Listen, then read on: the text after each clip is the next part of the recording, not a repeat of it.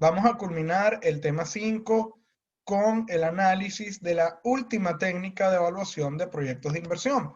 Y se van a dar cuenta que es bastante sencilla y que de hecho complementa a las técnicas que ya vimos anteriormente. Me estoy refiriendo al índice de rentabilidad. Lo que busca esta razón costo-beneficio es poder medir en términos porcentuales, como lo indica aquí, cuánto representa el valor obtenido respecto a el total invertido. Entonces, claro, ¿cuál es la idea? Medir la cantidad relativa de excedente generado por el proyecto por unidad invertida.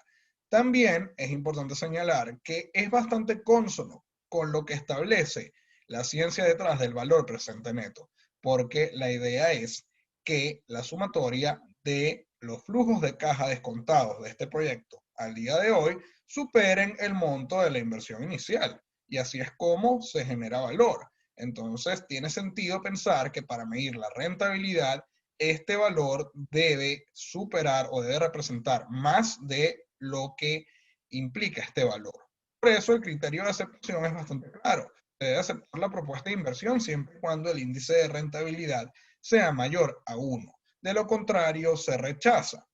De hecho, pueden observar que, evidentemente, si un proyecto de inversión tiene un BPN mayor a 0, eso es así porque, nuevamente, la sumatoria del valor presente total supera a la inversión inicial. Por eso va a ser muy común ver que si el BPN es positivo, entonces el índice de rentabilidad va a ser mayor a 1 y viceversa. Algo importante que hay que aclarar es que esta técnica tiene una utilidad bastante práctica, sobre todo cuando existen restricciones de capital. Y esto es algo que termina siendo, a ver, un escenario más realista a nivel empresarial, porque suena todo muy bonito pensar en un gerente financiero que identificó muchísimas oportunidades de inversión y que dan, según las estimaciones y según los análisis, BPN positivo que contribuye al aumento de los activos de la empresa y eso se traduce en aumento de valor.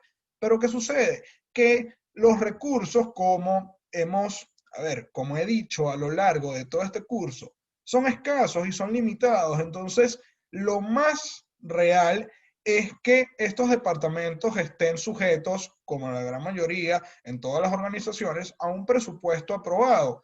Y la idea es ver con los recursos disponibles cuáles proyectos de inversión se pueden llevar a cabo y cuáles pueden maximizar el valor de las compañías. Para ello les traigo un ejemplo ilustrativo, sería nuestro último ejercicio del tema. En este caso estoy haciendo referencia a la empresa de telecomunicaciones Telefónica, en donde el gerente financiero pudo identificar en la actualidad que hay 6 proyectos de inversión que son atractivos y que están disponibles para mejoras en sus estaciones, a nivel de estructura, a nivel de antenas, por temas de cobertura, en un lugar específico o a nivel nacional, en fin. Esto es contexto. La idea es poder ver cuáles se pueden recomendar y cuáles son efectivamente los más viables a la junta directiva de la empresa. Se sabe, y aquí está el punto clave, que el presupuesto aprobado por el Departamento de Tesorería para dichas inversiones actualmente es de $1.000.000 y que el costo de capital, que esta sería, sí, la tasa de rendimiento para cada proyecto es del 11%. Ahora bien, si se deja dinero sin invertir, no se va a obtener rendimiento alguno, entonces se tiene que escoger la mejor combinación de esta lista que está acá. Los proyectos son bastante genéricos, no hay mucho detalle y la pregunta está en cuáles son los que deberían ser aceptados y miren esto, muy interesante, cuál sería el costo en términos de valor de esta restricción. Como podemos observar aquí, sin hacer cálculos, podemos observar que el valor presente, que ya nos los dan, claro, todo expresado en miles de dólares, supera en todos los casos a la inversión inicial. Entonces aquí es donde podemos pensar, ok, todos son atractivos, seguramente si evalúo los flujos de caja futuro, me voy a dar cuenta que el valor presente neto es positivo, pero tengo $1.000.000 nada más, no puedo, claro, si expreso todo en miles y voy sumando, eventualmente voy a superar el millón y no puedo adquirir los 6 proyectos, sino que debo escoger una combinación óptima de ellos. Entonces, para esto vamos a seguir una serie de pasos. Tienen el archivo en Excel, que más adelante lo vamos a revisar, pero el primer paso es efectivamente calcular el índice de rentabilidad de cada propuesta. Es algo bastante sencillo porque basta con tomar el valor presente de cada propuesta y dividirlo entre la inversión inicial. Como pueden ver, no me equivoqué, el índice de rentabilidad de cada propuesta es mayor a 1, entonces habría que ver cuáles son los mejores. Para ello, vamos ahora a ordenar las propuestas en función al índice obtenido. Y podemos ver que el proyecto 1, el proyecto 5 y el proyecto 6 tienen los mayores índices, pero habría que ver si tenemos presupuesto suficiente para poder tomarlos todos. Es cuestión de ir sumando y de poder ver cuál combinación maximiza el valor presente. Entonces, claro, la idea es elaborar de tal manera que no exceda el presupuesto cuáles serían las posibles combinaciones de proyectos de inversión a escoger. Y esto es un tema que tienen que ir probando y tienen que ir sumando en función al presupuesto. Aquí lo que podemos observar, según los resultados, claro, yo lo puse como una serie de opciones y voy tomando de 3 en 3.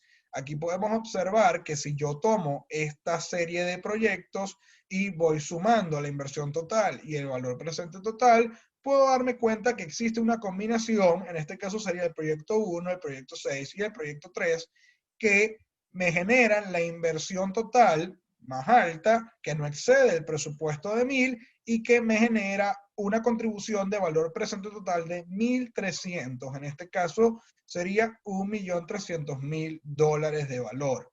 Entonces, esta sería la opción correcta a elegir.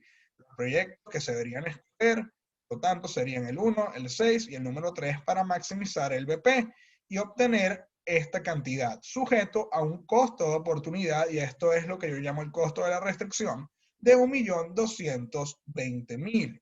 La razón de esto es que, evidentemente, por haber escogido esta combinación, dejamos de percibir los proyectos 2, 4 y 5 respectivamente. Esto lo podemos observar con mayor detalle en nuestro ejercicio, que lo tengo aquí en Excel, en donde pueden ver cómo, por un lado, calculo los índices de rentabilidad de cada propuesta, los ordeno de mayor a menor y, claro, me baso en la idea del presupuesto. Y voy combinando, como pueden ver acá, voy sumando cada propuesta de tal manera de ver cuáles son las opciones que me generan un mayor valor presente. Esto sí, es algo bastante práctico, es relativamente sencillo, es cuestión de ir viendo las combinaciones. Y claro, el costo de la restricción, como pueden ver, es aquel que se genera por no haber invertido en el resto de los proyectos. Entonces, ¿qué hago aquí? Yo lo que hago es simplemente sumar la contribución de valor presente que me generan aquellos proyectos que no tomé, que de nuevo son el 2, el 4 y el 5. Ya con esto terminaríamos esta parte. Ajá, ahora sí. Y lo que vamos a hacer ahora, a cerrar, es hablar de algunas conclusiones. Vamos a tomar lo aprendido en este tema y lo vamos a sintetizar en una serie de frases que, como van a poder ver, hay algunas que ya terminan siendo muy intuitivas y muy redundantes por todo lo que hemos estudiado y todo lo que hemos comentado. En primera instancia, ya veo que esto, wow, se puso en el orden que no era, pero bueno, vamos a comentarlo poco a poco, no hay problema. En primera instancia podemos ver que cuando se están evaluando proyectos mutuamente excluyentes, se tiene que considerar aquel que genere, evidentemente, el valor presente neto más elevado. Porque recuerden que la condición de que sean mutuamente excluyentes quiere decir que escoger un proyecto automáticamente deshabilita escoger el otro.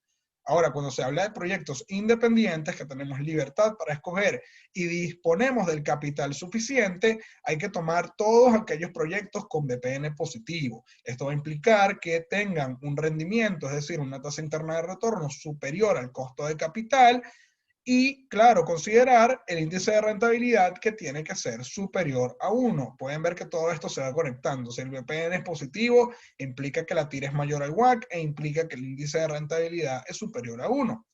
Ahora bien, el tercer punto lo que indica es que cuando se estén evaluando proyectos y exista un racionamiento debería ser, o restricciones de capital, otra vez, esto pasa. Se tiene que aplicar la técnica, evidentemente, del índice de rentabilidad, como vimos en el caso anterior. Al final, y estos son los dos puntos más importantes que hay que tomar en cuenta, al final los inversionistas van a estar interesados en una medida monetaria del proyecto y no tanto en la rentabilidad por unidad monetaria invertida. Si bien es cierto que, bueno, todo va a depender del enfoque de los gerentes financieros, hay algunos que prefieren evaluar en función a la tasa interna de retorno, hay otros que escogen el BPN, ciertamente la bibliografía y la experiencia dicen que la técnica más fiable y la que da resultados más inmediatos en términos de dinero es el valor presente neto. Además, recuerden que la tasa interna de retorno es muy susceptible y, claro, para eso voy a este último punto. Tanto el valor presente neto como la TIR van a dar resultados similares si los flujos de caja del proyecto son convencionales, es decir, que mantengan un mismo patrón o comportamiento. Y claro, si no son mutuamente excluyentes, porque si empezamos a condicionar a los proyectos y vemos inclusive proyectos que presentan incertidumbre y flujos de caja volátiles, esto puede alterar el resultado de la tasa interna de retorno y puede distorsionar la calidad de la decisión. Es por eso que nos quedamos con el BPN como la máxima representación para seleccionar proyectos de inversión. Bueno, con esto concluiríamos el tema número 5. Ya lo que queda es hablar un poco de las opciones de financiamiento y los mercados financieros en el tema número 6, donde vamos a valorar bonos y acciones. Vamos a comentar también algunos aspectos interesantes sobre toda esta parte que sería una introducción a lo que se va a ver en el siguiente curso, en Finanzas 2, y vamos a conversar sobre lo que sería en parte la segunda función del gerente financiero, el financiamiento de capital. Espero que estos videos les hayan sido útiles, provechosos y estén aprendiendo. Cualquier duda, estoy a la orden. Cuento con tu comentario, cuento con tu suscripción en el aula financiera y con tu like. Nos vemos entonces en el último tema del curso.